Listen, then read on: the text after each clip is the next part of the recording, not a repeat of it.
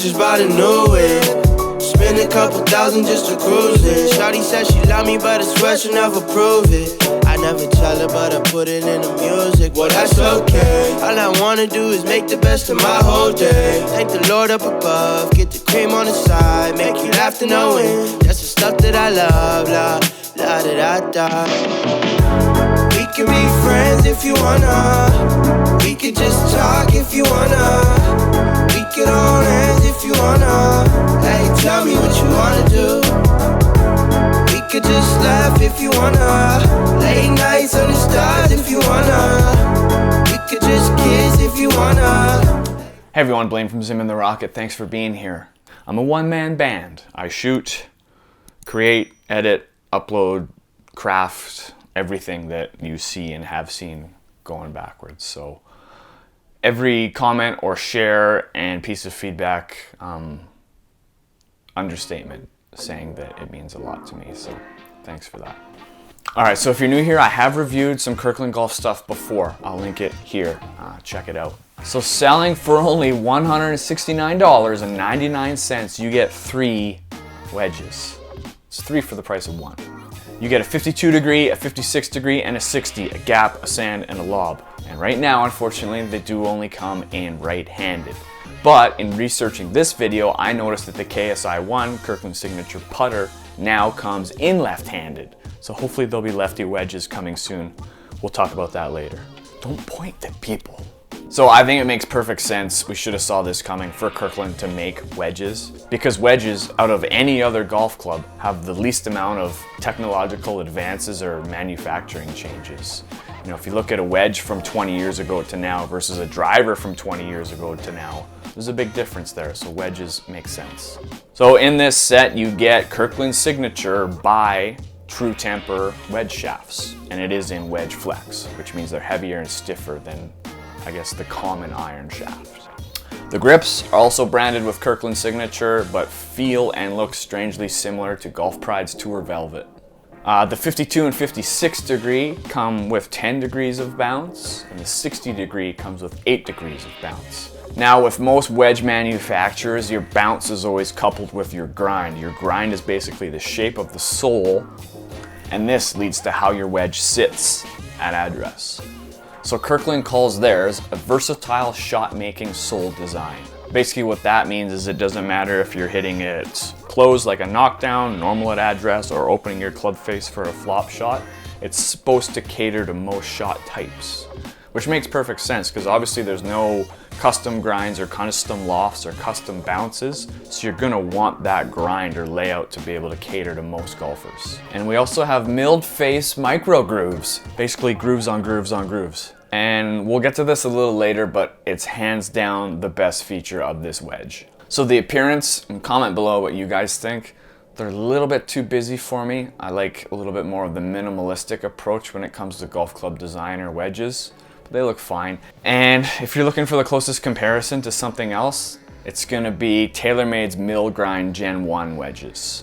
The other thing that, and this is kind of nitpicky, but that I don't like about the appearance is the G and the S and the L. What's that stand for? Good shot, Larry. So gap wedge, sand wedge, lob wedge. And I know these can be catered to the everyday golfer, and if you're having troubles with club selection, or if you want a gap wedge or a sand wedge or a lob wedge, that's what those are indicating on there, but all we really need is the degree.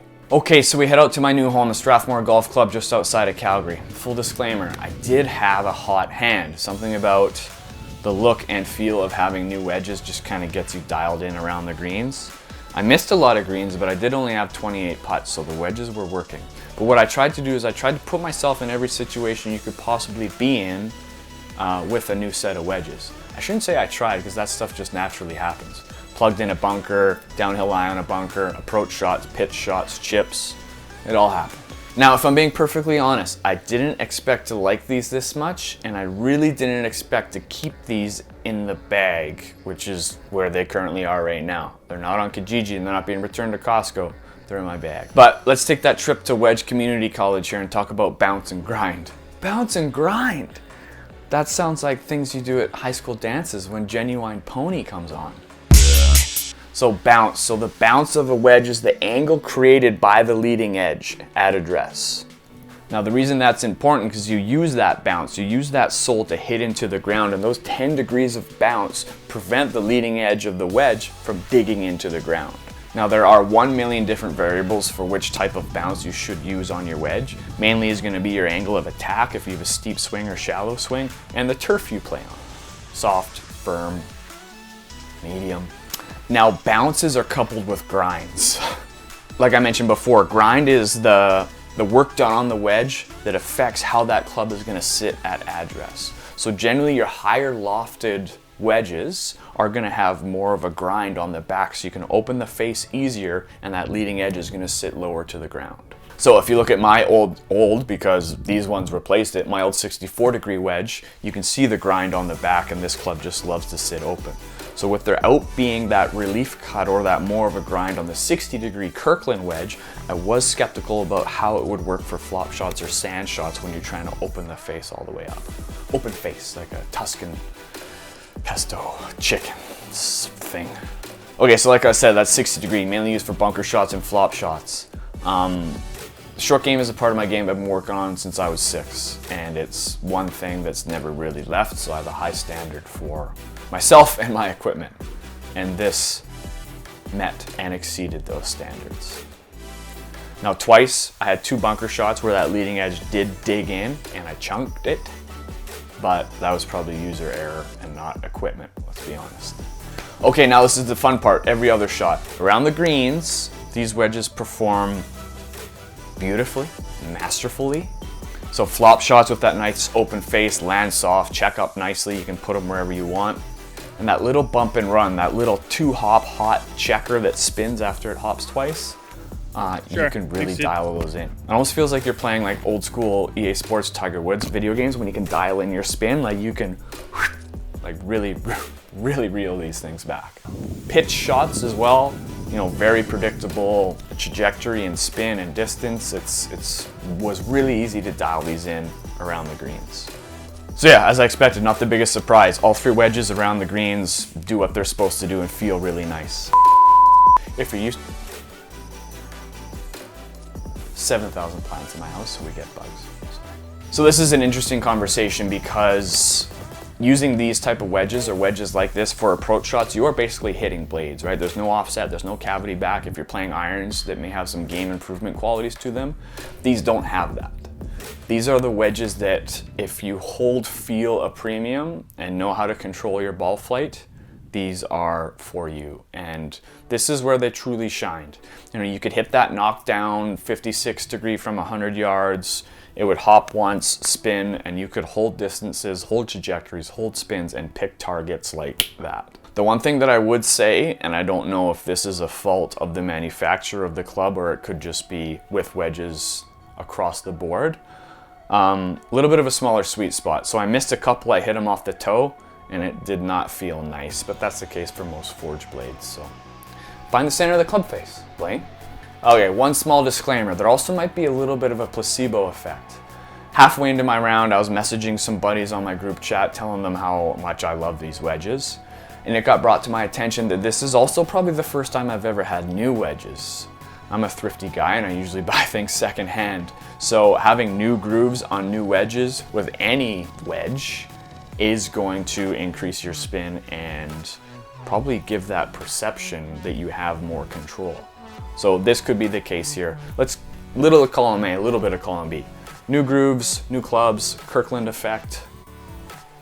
Everything was working. Okay, so they're good around the greens. They're good at approach shots. So why wouldn't you get these? So the one thing is going to be the manufacturing, the durability, and the consistency. So doing some research, I found out that these are designed by the Southern California Design Company. So I thought it was a Southern California design company, and it was a company protecting their brand or image or trying to keep some secrecy out there. No, that's actually the name of the company. So they're a manufacturing company, and they make products for hundreds of large companies, and they made these ones. The main negative for me, these grips, these are close to garbage. Now, myself personally, I'm used to Tour Velvet grips, which is what these are modeled after. but I am used to mid-size. And these are standard, but they're actually even smaller than standard. So if you normally play the Golf Pride Tour Velvet standard grips, these are even gonna feel smaller than that, which really sucks around the greens, because around the greens you want that feel. You wanna get comfortable with how that club feels in your hands. And with this dainty little insignificant grip, it isn't very confidence inspiring. Okay, so what's next for Kirkland? They nailed the KSI 1 putter, they nailed the wedges, the golf balls, a few different versions of those, but overall they nailed those as well. So I'd say they're 3 for 3. What's next? So myself personally, I would like to see some left-handed wedges. I'm not a lefty, but Canada has the most left-handed golfers per capita of anywhere else in the world. I just made that up, but I actually think it's true because of hockey and Mike Weir. I moved here from Canada and they think I'm slow, eh? So, like to get some left-handed wedges, because that's a major comment of these, is where's the lefties? And then I'd like to see a few more options for loft if we can get a 46 or a 50. I know what a lot of people are doing now is when they're buying new irons, they're buying a 3-iron to 9-iron or 4-iron to 9-iron, and they're using their wedge set as a 46 degree for that pitching wedge just to get that better feel. So that would be a cool option. Okay, now this is a bold claim. I'm gonna make a wager with one of my good buddies, Mike, but what I think is gonna happen within the next 2 to 3 years, we are gonna see a Kirkland driver. I know Rick Shields, when he reviewed these wedges, said he thought that Kirkland was gonna do irons next, so I'll put my driver up against his irons. I just think it's the next plausible thing. You only need to make one of them.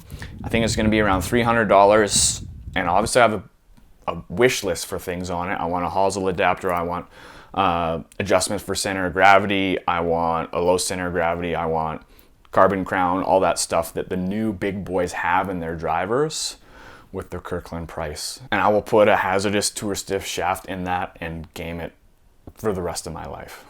So let me know what you guys think about these Kirkland wedges. Have you found any in stores? Are you using them?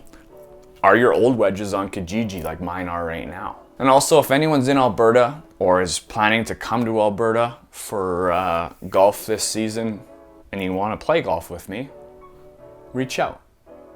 Thanks.